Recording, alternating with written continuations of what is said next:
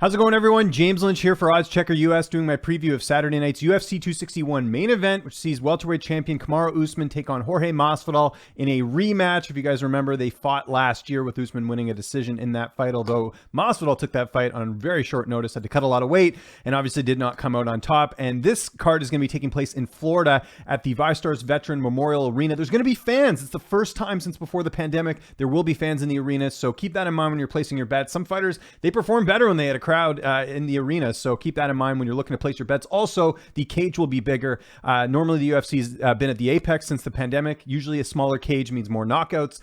With a bigger cage, it gives guys a chance to move around a little bit more, and girls in the cage, so keep that in mind when it comes to looking at the bets as well. Let's start first with Kamaru Usman, the welterweight champion. He is 33 years old, 6 feet tall with a 77.5 inch reach. Masvidal, 36 years old, 5'11" with a 73 inch reach. So height and reach wise, pretty similar. Usman a little bit younger. Masvidal, like I mentioned, 36 years old there. And Masvidal has not fought since the last fight in July, which, like I mentioned, he lost. It was a decision loss. So Masvidal now getting a full camp for this rematch. We'll see if the results are any different. Kamaru Usman did have a fight in between. He fought his former teammate Gilbert Burns back in February at UFC 258 in what I think was his best performance in the octagon. Usman took Gilbert Burns' best shots, including a really hard one early on, and he was able to come back and actually finish Gilbert Burns. It was the first stoppage loss for Gilbert Burns in the welterweight division. So a very, very impressive victory there for Kamaru Usman, who has yet to lose in the octagon so far, and has been a pretty dominant champion overall. Masvidal, like I said, hasn't fought since then, but maybe a full camp could provide different results.